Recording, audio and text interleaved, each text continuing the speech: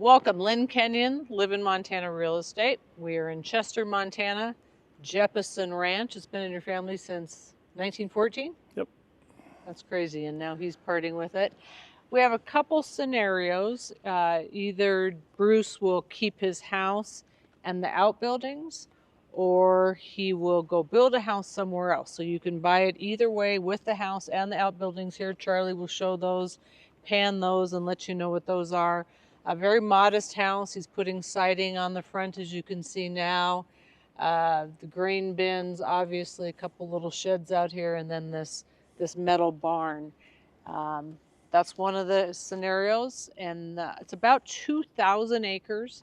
It was in CRP, came out of CRP in about 2006. It's 8 separate deeds, so if you didn't need all of it, you could sell those off without having to go through subdivision review. It's got 2 wells, 4 reservoirs, and it's just a great view. Do you love looking at that? Yeah, that was, I never paid much attention to it growing up, just because you're used to it. But Dad always talked about it, and he said if it wasn't for those hills when he was younger, he probably would have never stayed here. Yeah. But it's a pretty unique position to be sitting here where we're at. My grandparents homesteaded it, and over here by these trees, there was my grandpa put in a homestead shack, and then not sure, it was probably in the mid-20s. The part of the house where the roof line runs east and west is an old building. It was actually a government office building that was in Chester.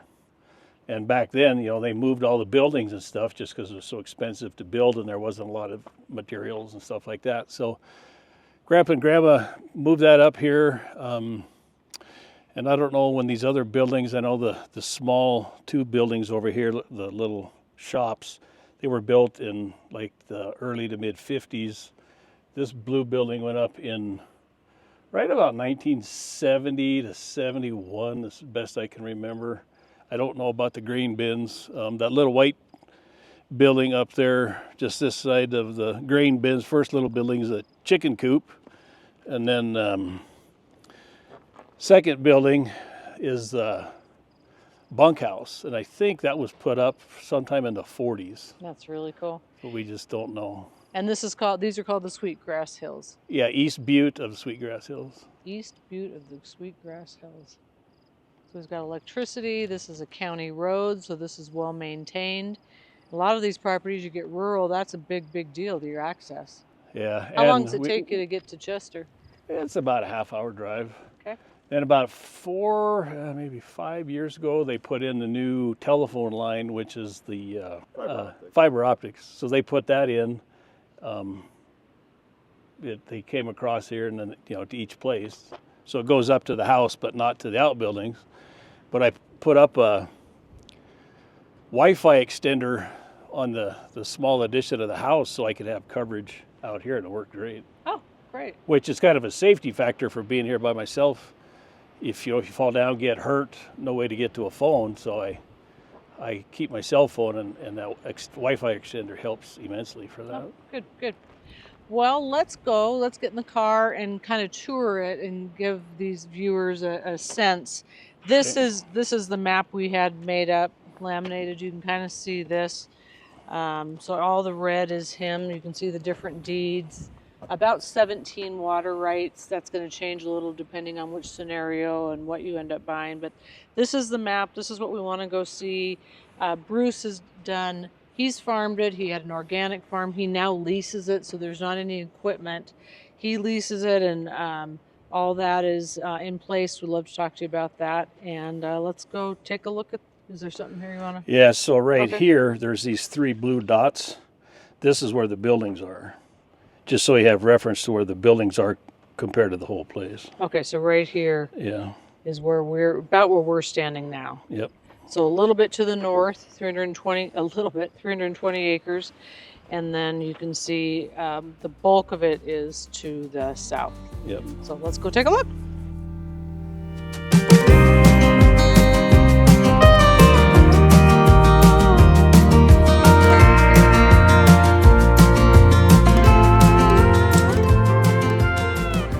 All right, so we just got out of the car. We drove not very far. Remember, we were here, and now we're right here. Yeah, it's hard to tell, but this is the county line right here. Okay. So this the county line goes right here down to the section line. So everything north is within the red is the 320 plus, whatever.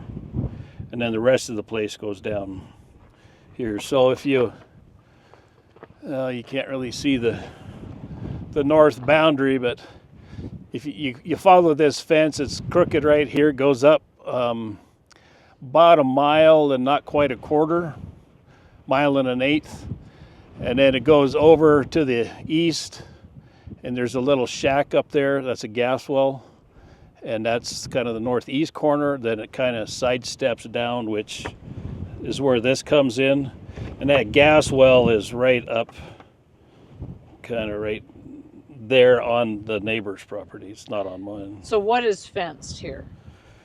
All of the perimeter outside heavy line is all fenced. On the 320 here. The perimeter, the whole place is perimeter fenced. Right. So fence here, down, and then the fence here because of the county road. Well, it's actually down here. So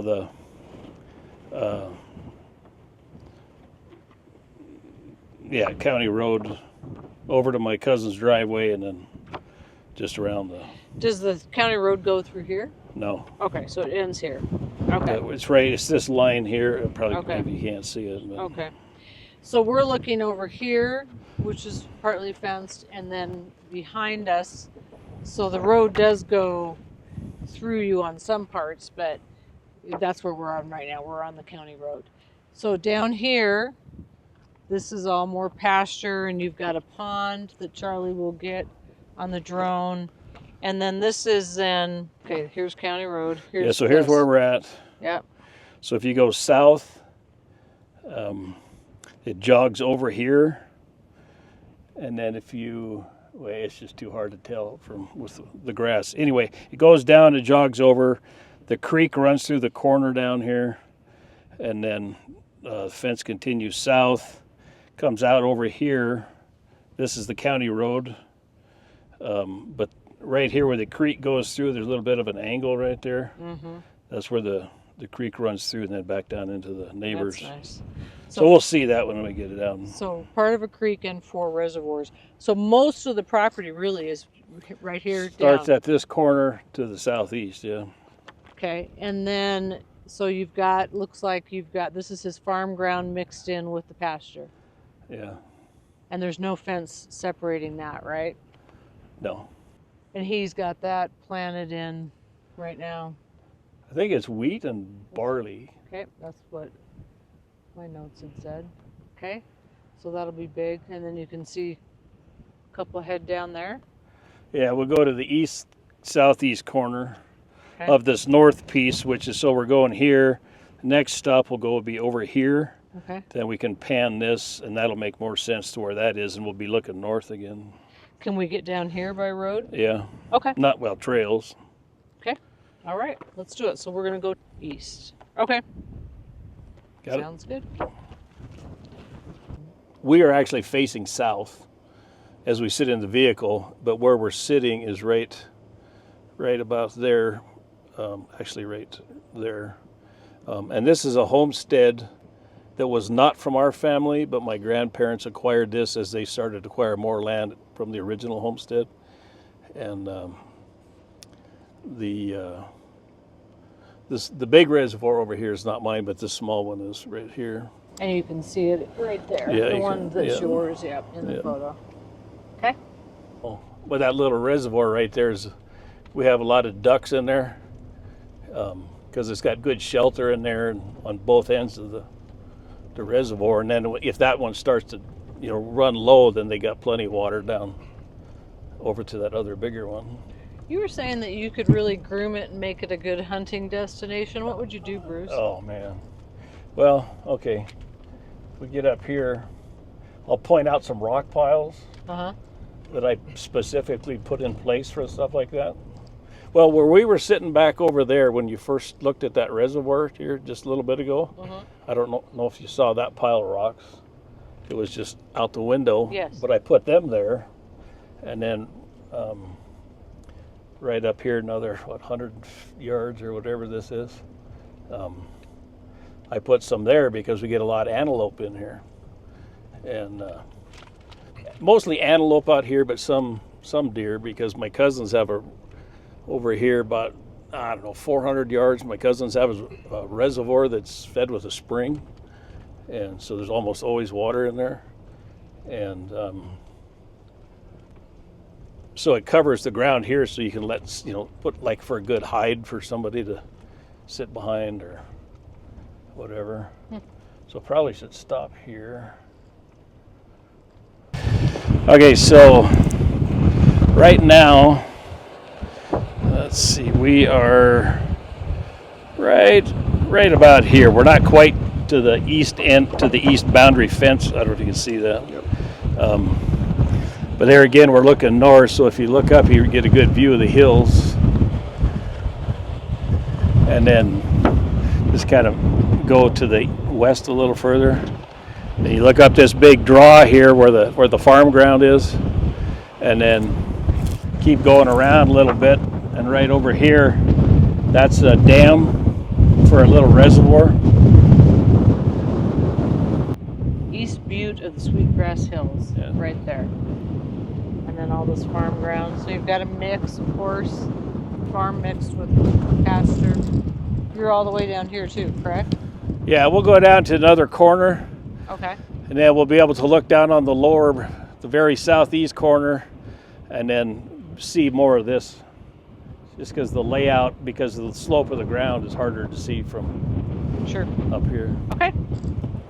Okay, we're about the edge of the property, and it's on the map. So we're at the very southwest corner, which is right here.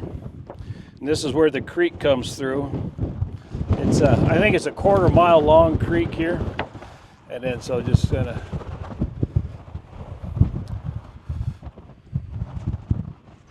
And we were kind of joking about the rocks, but two things to point out. So Bruce has gone through and put these big piles so that for hunting, so you've got some kind of a blind. So they're all throughout the property. If you did more of that, created these blinds, we're seeing ducks and all kinds of fowl up here.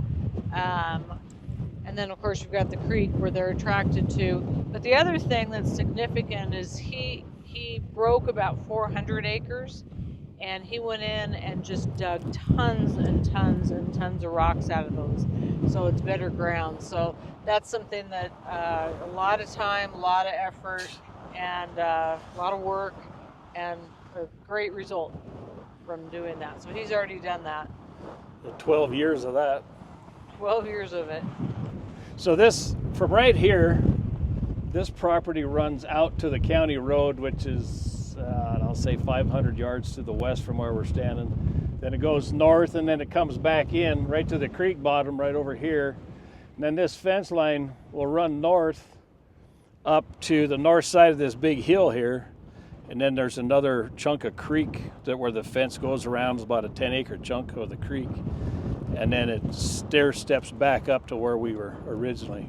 Okay. And there's, I've seen more moose in here than elk, but we get elk. It's certainly not an everyday thing, but the moose really like this brush right here because it's so thick, and it's kind of marshy in there.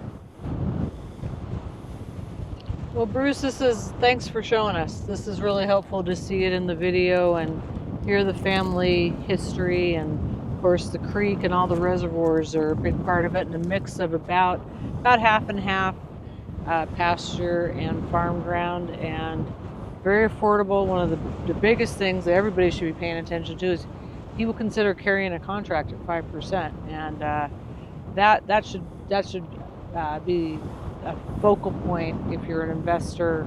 You want to move out here, you want to move to Montana.